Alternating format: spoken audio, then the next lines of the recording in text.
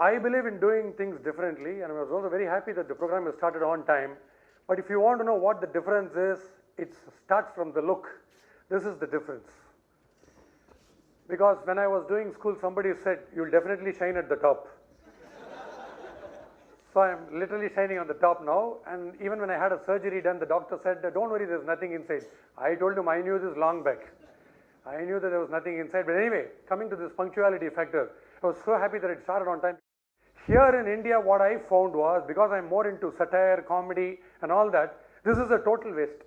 They say waste of time, it's actually a waste of watch. In India, everything they'll say, on the way. Sir, where is the guest? He's on the way. Can I get some coffee? On the way. Now, I'm not talking about glim, generally. So, I'm very happy. Everything is going according to time here.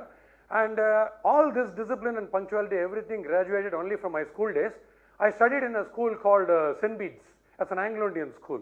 Actually, if you get angry, you say, what the bloody hell? But there everybody says, what a bloody hell?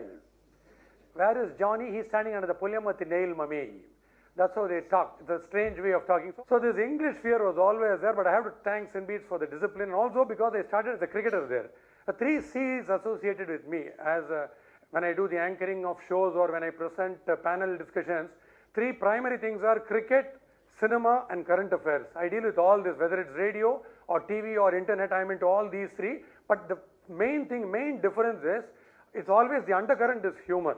Because every time I start something, somebody demoralizes me, discourages me. So, the society is always indifferent, but I always try to be different. That's the reason. And first in St. Bede's, I told you about this Anglo-Indian stuff and all. There I started my career as a leg spinner. You know why? I had to be different there, because the moment I went to the selection camp, I saw only fast bowlers, a fleet of fast bowlers and off spinners. So you have to be different. Then I thought, why not try leg spin? Because leg spin is a very rare art. It can win the match for the team or for the opponents. It's a very rare art. Bowling a googly is a total trick. It's a totally new trick. So I thought, let's resort to leg spin. So through leg spin, I rose to the national level. And you won't believe I played for South Zone universities and Indian schools. I had Chris Srikanth as my captain. Most positive captain I've ever played under. Chris Srikanth was my captain. Azharuddin used to go one down, Mohammad Azharuddin. West Zone captain was Ravi Shastri. We had a great time in cricket. In 81, I almost came to the level of playing for Indian team. But unfortunately, 81 March or April, by March or April, I saw all these players. Azharuddin, Ravi Shastri, Srikanth, everybody was playing for India and I was playing in India.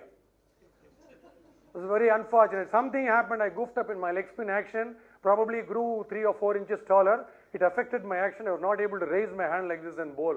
So lost my leg spin, goofed up the whole thing. But fortunately, by God's grace, Indian Overseas Bank was kind enough to give me a sports quota job. So I entered Indian Overseas Bank.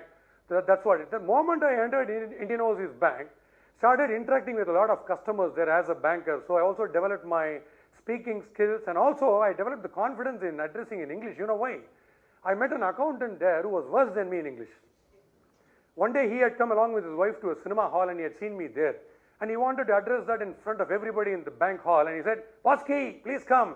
Yesterday I saw you with my wife. I asked him, what does that mean? Yeah. Yesterday I saw you with my wife. Oh, you came with your wife and you saw me there. Oh, fine.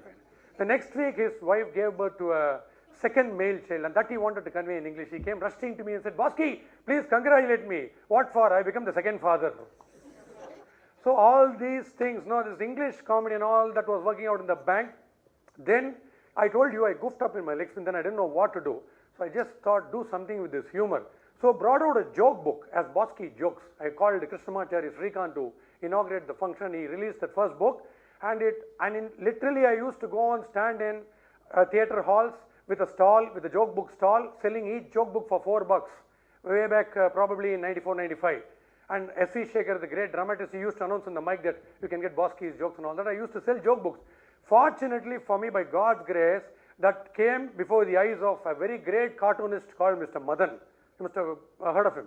A fantastic cartoonist. He doesn't need any narration. Just the strokes will make you laugh. You will laugh to glory. So this man saw that joke book and he said, why don't you write for Anand Vigat? And I said, okay, fine, I'll write, but who's going to recognize me? I've been writing for the past 3 years. Not a single joke has appeared. But he said, you just try. The moment he gave me that encouragement, I started writing. And you won't believe, probably about 10 to 11 years, I wrote about 17,000 jokes in Anand Vigat. That's one of the most popular weekly magazines that focuses more on humor. I wrote about 17,000 jokes, but the best part of it, I submitted 1 lakh jokes. The rest were rejected. Only 17,000 came in Anandavad. So then he groomed me into film reviewing, into writing this Madras Bhasha. You must have heard of this Madras Bhasha. Enna eppadi irkinga? That's a normal Tamil. Here, na mama eppadi ira? Sugara oru cup tea uttukana doda vantarra Columbus ei. That's how they talk. That's the Madras Bhasha. So I specialized in that, started writing articles on that. Then I became a columnist for an English news daily which is called Deccan Chronicle. They carried out my captions, day-to-day captions every day with the photograph for 6 years daily. That was phenomenal. Something like very similar to what you watch, all that you watch on these Amul hoardings. So I had a lot of things. For example, they introduced 3 eggs in the noon meal scheme. The government's noon meal scheme had only 2 eggs per meal, but they introduced 3 eggs. So I brought out a caption saying noon meal scheme, but I had 3 O's in that noon. So trying to bring about a lot of difference here and there. Then as I started writing jokes, I got the offer to do stage plays. I wrote about 10 stage plays. Also did the main role in those stage plays. The last of which was named Dada. Dada, I thought of something very different. Why not bring in all the dons of cinema? For example, Velu Nayakar of Nayagan, then Basha, Rajinikanth Basha, then the original Don, Amitabh Bachchan, then this onion, split personality. Supposing all these dons lived in a particular family, what will happen? So I did the role of onion as a split personality. I used to come as Amitabh Bachchan in the climax and conducting this Kaun Banega Crorepati. It was called Ur Banega Alugupadi. Every time you give a correct answer, you will get Maharashtra or Delhi or Bombay. We'll gift it to you. So questions used to be very funny, like in the letters A, B, C, D up to Z, which is the first letter? A, B, B, C, C or D, D? Can we go for 50-50 option? So it goes like that. Then the capital of India is Delhi. Is located in which country? A, India, B, India, C, India or D, India. So we used to do all this satire. Then I had some offers from the advertisement field also. The great phenomenal cinematographer P.C. Sriram offered me 3-4 modeling assignments. So I did advertisement also, modeling also I did. And then there was a big breakthrough came in 2000 when Jaya TV was kind enough to offer me a show called Giri Assembly. That was the show where I tried to be different. When normally in an interview you ask only serious questions. I thought, why should an interview always be serious? Why not be humorous and satirical? Normally if an actor comes, they ask, sir, which was your first movie? I used to ask, which was your first and last movie, sir? They used to get pissed off. So one guy said, I do a lot of novelty, new innovations in cinema. You know what? On the screen, if I show you a rose flower, you get the entire hall is filled with rose fragrance. You get rose fragrance everywhere. I asked him, do you have any toilet scenes, sir? So he got pissed off. So every time they used to jerk. So if you spontaneously ask some question, that will bring out the best. So I thought, why not interview differently in this manner?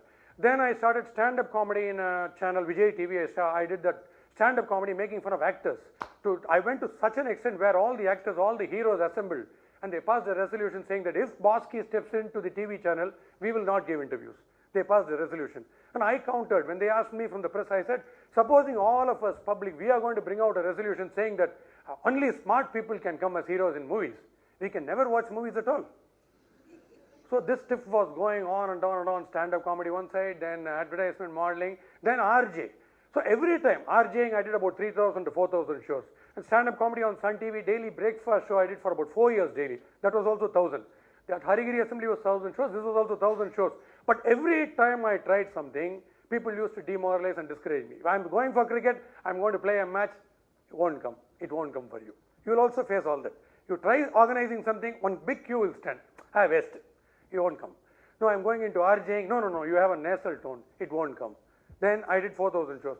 Won't come. Cricket, played up to the national level. I'm going for acting. No, you can't act. You're too tall for comedy. I did about 15 movies, of which 11 were 100 days hits. So again, I'm going into writing. No, column, your English is bad. You can't. You won't. Varadu, which means in Tamil, it won't come. So never bother. Society will always be indifferent. Adad, you'll have to go like how on buffalo goes drenched in the torrential downpour. Otherwise, you can't look back. So that's my attitude. You keep demoralizing. That's the best. So instead of garlanding people who encourage you and all your sponsors, keep garlanding the guy who always try to demoralize and discourage you. You're a waste. Thank you. I will click in this field. Again, one guy will say, oh, no, that won't be possible. Sorry. Do it. Take it as a challenge. So Always be different, because the society will always be indifferent to you. So nowadays, you know what, I present these film reviews. It's called Kashayam with Bosskey. One friend was also saying, I love your reviews. You know how the review happens. Sometimes I have two movies. First day, first show.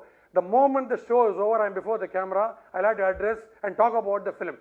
But everybody does serious reviews, but I do comically. For example, that Linga, Rajini's famous film. It was about the British period and about the building of constructing of a dam. You know what was my punchline for that film? I said, I thought it will be a damn good film, but it was a good damn film. So normally they can't tolerate, no, because criticism they can't take. One guy asked, what does this guy know about cinemas? He's just like that, ripping all the films. What does he know about cinema? I asked that guy, supposing you are given a doctor's role, do you go complete MBBS and come back for the role? No, no, no. You just put on your doctor's coat and make one stethoscope hang around your neck. That's all. So you don't need knowledge. So coming to the final point, you know what? Mr. Rajagopalachari was the first and last Governor General. When he was on the dais during the pre-independence period, a British lord wanted to put down all the Indians in front of him. So he comes to Mr. Rajagopalachari and comes near him and says, Mr. Rajagopalachari, I notice a very funny feature among you dirty Indians. You know what? You look at all the Americans look uniformly fair. You look at all the blacks, all of them look uniformly black. Look at the Chinese and Japanese, they all look uniformly yellowish in complexion. But only you dirty Indians I find. Some are fair, some are dark, and some are tan. Why this ugly difference among you wretched Indians? So Rajagopalachari doesn't get angry. He comes to the mic and says, Mr. Lord, what a fantastic argument. Let me give you an example. If you take the case of horses, you find horses are of different colors. White horses, brown horses, and black horses. But if you take donkeys, all donkeys are of the same color. So that's all this applause goes to Mr. Rajaji, because that's the advantage of instant video. You don't get angry. So the last final is not an advice, because they say the best advice comes from the worst people. It is just a suggestion. Every time they try to demoralize or discourage me, I used to bounce back. I am sure that you would have taken a leaf out of this book, because I am in too many fields. I had to rush through all this. So in future, when I get an opportunity, I'll go in an elaborate manner. Thank you so much for joining us, and wish you the best success under Dr. Balachander's leadership. I think every year a new world is created. It's always created with a difference. So hats off to all the heroes and heroines and the future geniuses. Always be positive in everything. Be negative only in one thing, in HIV. Don't be positive in that. Thank you so much.